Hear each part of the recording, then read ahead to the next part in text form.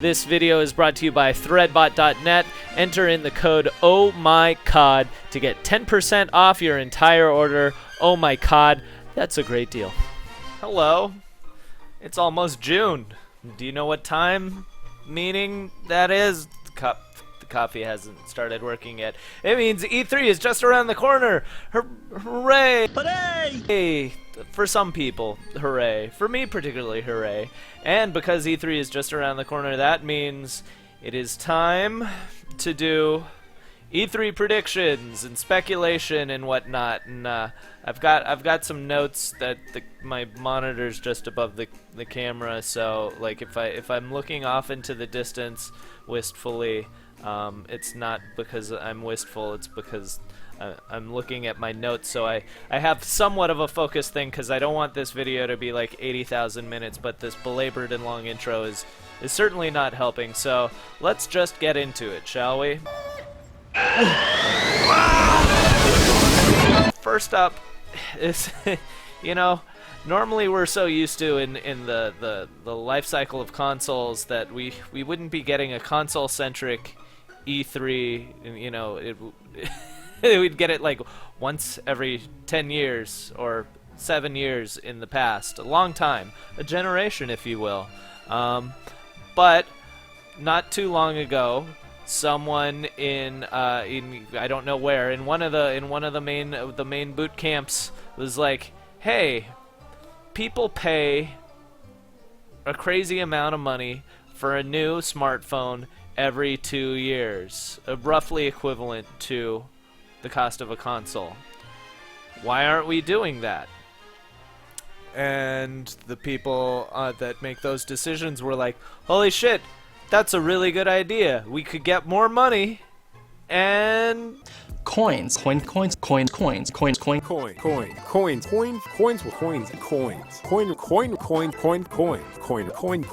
Yep, nope, that's all the reasons we need." So this year, it really looks like we are going to see the next iterations of the Xbox and PS4, or PS4K and Xbox Scorpio, I think it's called. God, they have the worst names. Durango, Scorpio. It'll probably be Xbox 2, I imagine, now, because this is the one. Which also, though, depending on the naming convention, if you get really, like, fucking suspicious about it, then you could potentially see why they'd call it Xbox One if they had intended on doing this the whole time. And then also you put even more conspiratorial on it, and they're like, well, it was underpowered. They didn't care it was underpowered because they knew they were going to upgrade it in the future anyhow. Who knows when they knew this, or like when this kind of plan was put into action, but I'm guessing it was a lot longer than any of us thought about. But that means, what the fuck are they going to show of these things at E3? So first up, we have, you know, the PS4K, and it's interesting that they're calling it a PS4K, because I mean, 4K televisions are still kind of expensive, and if you lump in a 4K monitor or a TV with that, you're getting back into PC price points, and that's kind of one of the things that was sort of like, I don't know, prohibited. What I would venture to guess is one of the things that's appealing about a console is you're getting this gaming device. It's, you know, all in one piece for a fraction of the cost of the PC, and you get a robust gaming experience. So I think my kind of overarching prediction is, for these new consoles, they're going to be very heavily bundle focused for a number of reasons. One, because yeah, now these things are aiming at 4K, and so as a result, people are, you know, they're going to be like, well, here, you can get this bundle where it's still going to be kind of expensive, but it's going to offer 4K gaming in true 4K experience. However, there's another kind of twist to that, because then everybody's sort of rushing to VR, trying to put their foothold in VR. Hi, Ross. Wow. I'm Palmer. Hey. And you were the first person to order the Rift, so I brought it to you personally. Can we step into your office? Yes, please come in. So PlayStation has PSVR, and it was the way it's going to work with a regular PS4. You need all this extra processing stuff. However, with a PS4K, I would imagine you probably don't need that. And I would guess that a PS4 they'll announce a PS4K bundle with the PS4 VR. Probably, if they're smart, having it cost somewhere around what it would just be to get a Vive, because a lot of people were kind of flipping out once the whole add-ons got calculated up to see what PS4 and VR would cost. Ultimately, people got a little bit upset. So if they can get it at around the cost of just a Vive unit, that would be pretty smart. But we don't know the price point for the PS4K, but certainly there'll be a PS4K price point. Also, I imagine I wouldn't be shocked if they announced the PS4K to be sold for this holiday season. Sony has a lot of headway in this dev cycle. Getting stuff out first is very important, and at least if you're to judge by the leak time, PS4K is probably further along and closer to production. That being said, moving on to Xbox, they've had some more recent developments about what the Xbox Scorpio or Hank Scorpio. I keep expecting to get the bums rush. We don't have bums in our town, Marge, and if we did, they wouldn't rush. They'd be allowed to go at their own pace. Now, if you'll excuse me, I'm in the middle of a fun run. I love that Simpsons episode. This is going to be like, this is going to be actually more powerful than the PS4K, which is impressive. Who knows what the fucking price point on it is going to be. It was kind of one of those things where you got to wonder how Microsoft is going to be able to compete, because I mean the PS4 and the Xbox One, when they launched, the PS4 was a more powerful machine for less money. So I think there could potentially be kind of a shock and a misstep on Xbox's part when Scorpio is announced, if they announce a price point for it, that it's going to be way more expensive than people think. I hope not. It'd be great if it was still competitive. And then moving back into the bundle thing, reportedly the Xbox Scorpio will be able to work with the Xbox, or will be able to work with the Oculus. We kind of had a hint of this when the Oculus came with a Xbox One controller. So I wouldn't be surprised if we didn't either get a Scorpio Oculus bundle or a Xbox One Oculus bundle, though that would take some like extra hardware, because certainly the Xbox One in its current form can't support the kind of processing that you'd need to be able to run an Oculus. So it'll be interesting to see who bundles up what and gets people ready for the future. I think there's the way it is right now, I think Sony is a little bit better positioned for having a more successful E3, but there's a lot of unknowns with Xbox, and so I think it's certainly possible that they could come and surprise us and have us be like, oh wow, I really need to get whatever, the Xbox 2, which I'd be really upset if they named it that. Actually, I wouldn't be upset, but I'd just be like, I'd be disappointed. But moving on, let's talk about games, because there's some interesting rumors going around, and there's stuff that's plausible, and then there's stuff that's just not plausible, and people are kind of just going like, or are just saying stuff to say stuff. So first in my unplausible list, a lot of people have been talking about a new Elder Scrolls game, which is just no. I'm gonna say that's my most solid prediction. I'm gonna go out on a limb and say that Fallout 4 just came out.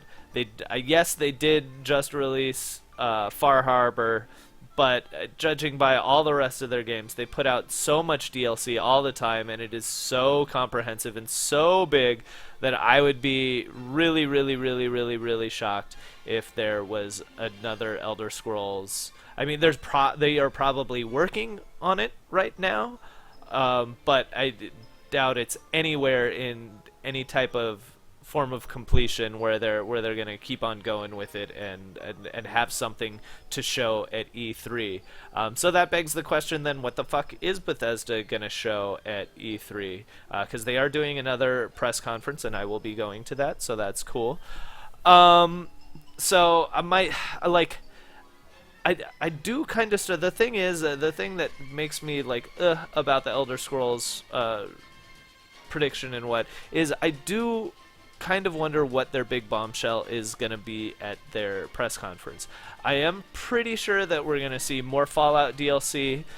Doom was a pretty big success, so I would be shocked if we didn't see any Doom DLC. My kind of out there prediction is that we're going to see a new Wolfenstein. There'll be a like it's been enough of a cycle. I don't think Machine Games has been working on anything else, or we've heard much else from them. And Doom was pretty successful, so I think one of their bigger announcements, their surprise announcements, is going to be a new Wolfenstein. People have also been speculating that no, of course, Prey 2. Every E3, people are going to be like, oh, Prey 2. I don't think so. It feels like Bethesda maybe would have one more open space in their lineup to like really shock and amaze people. I don't know what that would be. It would be really funny if it was Brink 2, though. With Overwatch kicking as much ass as it is right now, I would think they might be a little afraid to do that.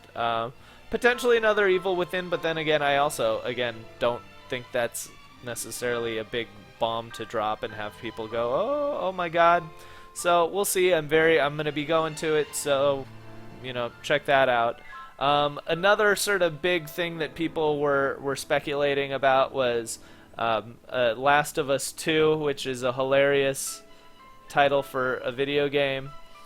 Which I also think is unlikely, especially, mostly just considering that Uncharted just came out. There's probably going to be a little bit of DLC for it. Well, I don't know about that. It's unlikely because Uncharted 4 just came out, so those guys need to just sort of like chill, relax, have a nice time. There's probably going to be more Last of Us stuff coming out, but not that. But on to the more speculatory, I think real type things. Red Dead Redemption. I think, yes, there probably is Red Dead Redemption 2 going to be revealed at E3. There's been a lot of stuff in investor calls where they're talking about how it's a franchise, like a series franchise going on into forever. People are very excited about it and have been asking for it for a long time. The Rockstar teams have, GTA's been out for a significant amount of time. It's already sold a lot of stuff, so releasing a Red Dead won't eat into their profits for that. It would be really exciting to see now the way more robust online experience that they've come up with for GTA now added to Red Dead. It's just, there's a lot of opportunity for it. There's a lot of ways that it makes a lot of sense. So I could see Red Dead Redemption being there. It being playable, no, but people get a trailer, get excited. And I will certainly do a trailer analysis for that once that happens. But speaking about playable stuff, and this is just kind of like my last little bit of stuff. So we know, we've already seen Crackdown. We've already had Andromeda confirmed. We've already seen bits of Last Guardian through the whole thing. I think all three of these will probably be playable at their respective publishers' place. So it'll be interesting to see gameplay, to see, of course they're going to talk about the cloud computing for Crackdown.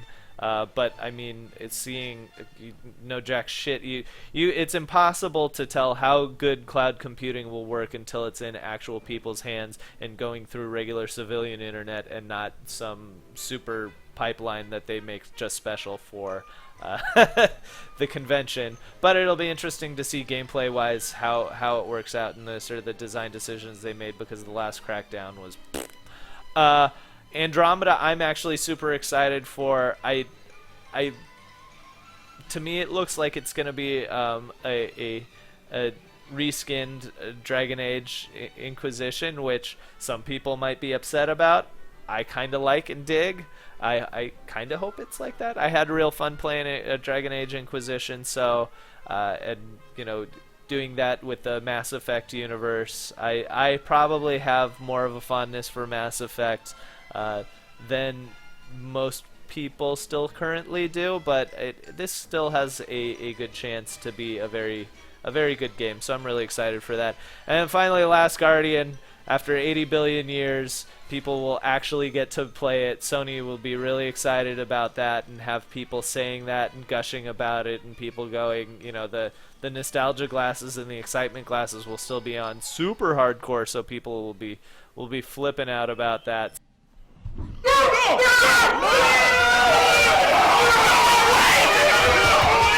So they'll definitely get it in people's hands. It'll be there. I mean, they've shown so much of it now already, and they've been working on it for so long. I don't see. Well, I do see how it couldn't be there, but I'm pretty sure it will. But yeah. Anyhow, those are kind of my predictions and thoughts about E3. Hope you enjoyed. As always, go to threadbot.net, buy some shirts, or like us on Facebook, Threadbot. That's where that is. Anyhow, thanks for watching. We'll see you real soon.